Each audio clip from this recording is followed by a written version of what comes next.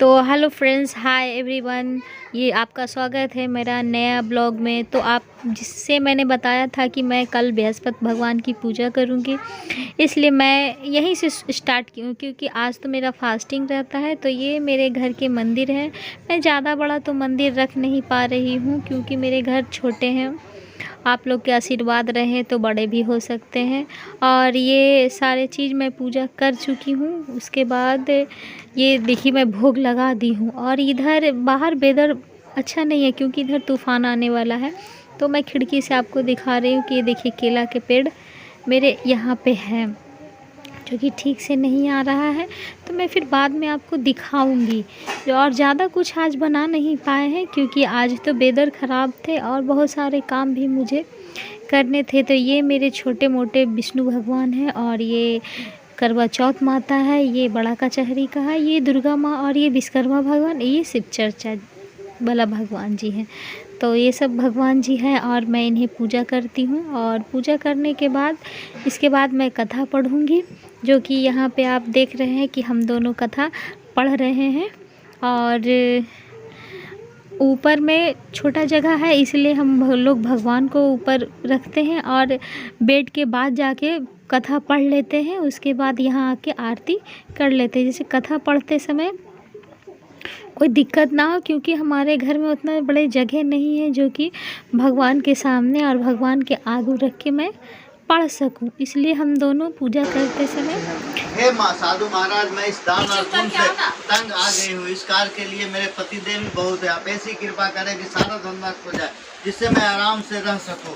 साधु रूपी वसुदेव ने कहा, हे देवी तुम बड़ी विचित्र हो। संतान और धन से कोई दुखी नहीं रहता, इसको सभी चाहते हैं। पापी भी पुत्र और धन की इच्छा करता है। अगर तुम्हारे पास धन अधिक है तो भूखे मनुष्यों को भोजन कराओ, प्याऊ लगवाओ, ब्राह्मणों को दान दो, धर्मशालाएं बनाओ, कुआं तालाब बावड़ी बाग बगीचे आदि का निर्माण कराओ, तो निर्धनी की कुमारी कन्याओं का विवाह कराओ, साथ यदि यज्ञ यदि करो। इस प्रकार के कर्मों से आपके कुल का और आपका नाम परलोक में सार्थक होगा, एकदम स्वर्ग की प्राप्ति होगी। परंतु रानी साधु की इस बात से खुश नहीं। उसने कहा, हे साधु महाराज, मुझे ऐसे धन की आवश्यकता नहीं जिसको मैं अन्य लोगों को दान दूं तथा जिसको रखने और संभालने में सारा समय नष्ट हो जाए। साधु ने कहा, हे देवी यदि तुम्हारी ऐसी इच्छा तो मैं तुम्हें बताता हूँ, तुम वैसा ही करना। बृहस्पतिवार के दिन घर को गोबर से लीपना, अपने केशों को पीले मिट्टी से धोना, केशों को धोते समय स्नान करना, राजा से कहना वह हजामत करवाए, भोजन में मांस मदिरा खाना, कपड़ा धोबी के यहाँ धुलने देना। इस प्रकार 7 बृहस्पतिवार करने से तुम्हारा सारा धन नष्ट हो जाएगा। यह कहकर साधु रूपी वसुदेव अंतर्ध्यान हो गए। रानी ने साधु के कहने के अनुसार 7 बृहस्पतिवार तक वैसा ही करने का विचार किया। साधु के बताए अनुसार कार्य करते केवल 3 बृहस्पतिवार ही बीते थे कि उसकी समस्त धन संपत्ति नष्ट हो गई। भोजन के लिए दोनों समय परिवार तरसने लगा, संसारिक भोगों से दुखी रहने लगा। तब राजा ने रानी से कहा, हे रानी तुम यहाँ पर रहो, मैं प्रदेश जा रहा हूँ, वहाँ कोई काम धंधा करूँगा, शायद हमारा भाग बदल जाए। ऐसा कहकर राजा प्रदेश चला गया। वह वहाँ जंगल से लकड़ी काट कर लाता और शहर में बेचकर अपना जीवन व्यतीत करने लगा। इधर राजा के बिना रानी और दासियां दुखी रहने लगी। किसी दिन भोजन मिलता, किसी दिन जल पीकर रह जाती।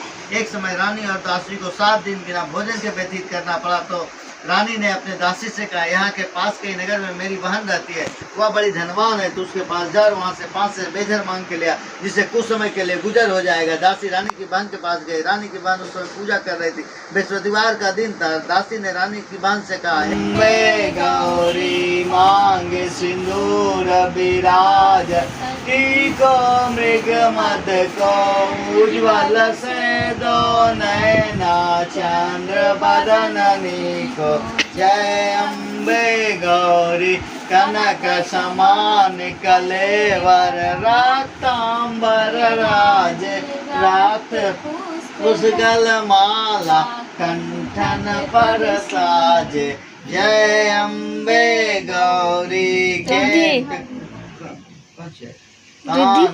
कुंडल शोभित नासाग्रे मोती, कोटिक चंद्र दिवाकर, राजत समज्योति, जय अम्बे गौरी, शुंभ निशुंभ विदारे, महिषासुर धाती, ओ मैया महिषासुर धाती, धूम्र विलोचन नैना, निस दिन मदमाती। जय अम्बे गौरी चंड मुंड संहारे, शोणित बीज हरे मधु तब दो मारे, सुर भयहीन करे। जय अम्बे गौरी ब्रह्माणी रुद्राणी, तुम कमला रानी, ओ मैया तुम कमला रानी। आगम निगम बखानी, मैया तुम शिव पटरानी। जय अम्बे गौरी चौ। तो फाइनली पूजा मैं कर ली हूँ और यहाँ बच्चे लोग चीज़ और रोटी के साथ गरम करके उसे खुद से लगा रहे हैं, क्योंकि मैंने रोटी और सब्ज़ी आगे बना चुकी हूँ। और यहाँ पे मैं चाय बना रही हूँ, दूध गरम करके रखी हुई है। ये देखिए सब्ज़ी बना ली हूँ, क्योंकि सुबह सुबह का समय था और बच्चे लोग स्कूल जाने के लिए रेडी हुए ही थे कि फिर पता चला नहीं तूफ़ान आ जाएगा तो स्कूल जाया नहीं जाएगा। तो हम लोग सोचे कि क्यों ना अब जो है घर में खा लो। बाद में तो ये लोग बोले कि हम चीज़ और रोटी खाएंगे, तो बोले ठीक है खाओ उसको। और उसके बाद इधर मैं कुछ ढूंढ रही हूँ, कफ शायद लगता है ढूंढ रही, जो कि मुझे मिला नहीं। और फाइनली वो मुझे ऊपर मिला है, और जिससे मैं चाय बना के मैं तो चाय रोटी ही खा, क्योंकि चाय रोटी मुझे बहुत अच्छे लगते हैं।